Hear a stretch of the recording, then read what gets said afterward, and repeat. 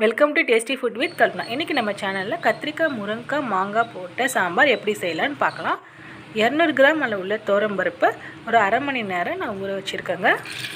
இந்த துவரம்பருப்பை குக்கரில் நம்ம சேர்த்துக்கலாம். பருப்பை ஊற வைத்த பிறகு பாயில் பண்ணி பாருங்கள், சீக்கிரம் வெந்துடும். அதே போல் நல்லாவும் வெந்திருக்குங்க. தேவையான அளவு நம்ம தண்ணி சேர்த்துக்கலாம். அடுத்தது ஆயில் சேர்த்துக்கலாம். ஆமணக்கு எண்ணெய், அதாவது விளக்கெண்ணெய். இந்த ஆயில் தான் நான் பருப்பு வேக வைக்கும் போது எப்போவுமே சேர்ப்பேங்க. ஹெல்த்துக்கு ரொம்ப நல்லது. மஞ்சள் தூள் சேர்த்துக்கலாம். கடையில் வைக்கிற மஞ்சள் தூளை விட கொம்பு மஞ்சள் கடையில் வாங்கிட்டு வந்து அது மிஷினில் அரைச்சி அந்த மஞ்சள் தூளை சேர்த்தா ரொம்ப நல்லாயிருக்கும். பருப்பு வேக வைக்கிறதுக்கு ஒரு 3 விசில் வச்சா போதுங்க. பருப்பு வெந்துடுச்சுங்க. இப்போ ஓப்பன் பண்ணி பார்க்கலாம். பாருங்கள் எந்த அளவுக்கு குழஞ்சி இருக்குன்னு. எவ்வளோ நல்லா வெந்திருக்கு பாருங்கள். இதை ஒரு கரண்டி போட்டு நம்ம நல்லா மேலும் குழச்சிக்கலாங்க.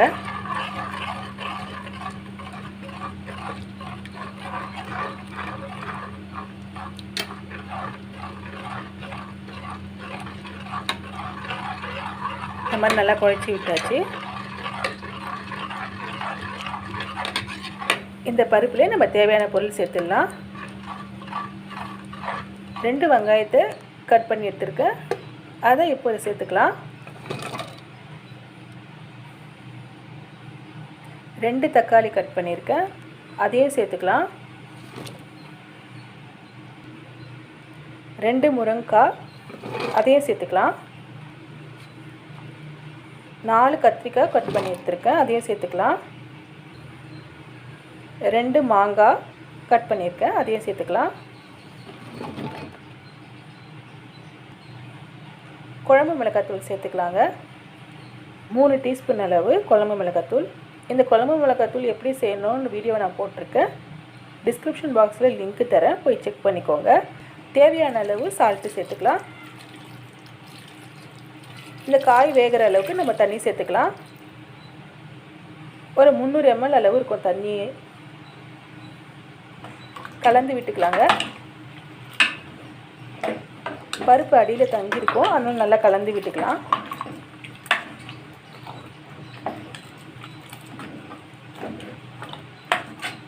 இந்த வெஜிடபிள்ஸ் எல்லாம் ஒரு 10 நிமிஷம் வேகணும்.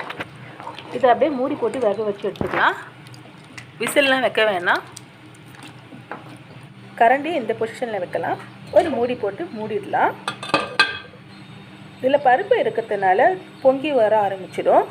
கரண்டி அதனால் இந்த பொசிஷனில் வச்சா உங்களுக்கு பொங்கி வராது. பாருங்கள், இப்போ வெளியே வராமல் அப்படியே உள்ளுக்குள்ளேயே வெந்துட்டுருக்கோம். 10 நிமிஷத்துக்கு அப்புறம் பார்க்கலாம்.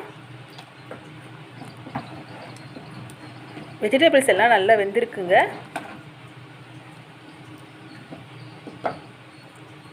அடுத்தது புளி தண்ணி சேர்த்துக்கலாம். நெல்லிக்காய் அளவு புளி எடுத்துகிட்டு இந்த மாதிரி கரைச்சி எடுத்துக்கலாம். இந்த புளி தண்ணி இப்போ சேர்த்துக்கலாம்.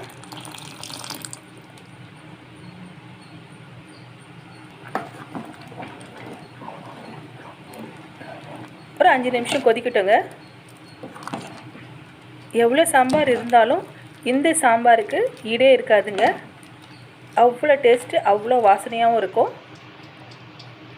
கத்திரிக்காய், முருங்கைக்காய், மாங்காய் சாம்பார் ரெடி ஆகிடுச்சு. தேவையான அளவு கறிவேப்பிலை சேர்த்துக்கலாம். இந்த சாம்பாரை குக்கர்லேருந்து வேறு பாத்திரத்துக்கு மாற்றிடலாங்க. இந்த சாம்பாருக்கு தாளிப்பு சேர்த்துக்கலாம். கடலை எண்ணெய் சேர்த்துருக்கேன், கடுகு சேர்த்துருக்கேன். கடுகு நல்லா பொரிஞ்சிருச்சு. கொஞ்சம் கறிவேப்பிலை சேர்த்துக்கலாம். இந்த தாளிப்பு சாம்பாரில் சேர்த்துடலாங்க. என்னுடைய சேனலை சப்போர்ட் பண்ணுற சப்ஸ்கிரைபர்ஸ்க்கும் வியூவர்ஸ்க்கும் ரொம்ப நன்றிங்க. இந்த வீடியோ உங்களுக்கு பிடிச்சிருந்தா நம்ம சேனலை சப்ஸ்கிரைப் பண்ணுங்கள், ஷேர் பண்ணுங்கள், கமெண்ட் பண்ணுங்கள். அடுத்த வீடியோவில் நான் உங்களை சந்திக்கிறேன். நன்றி, வணக்கம்.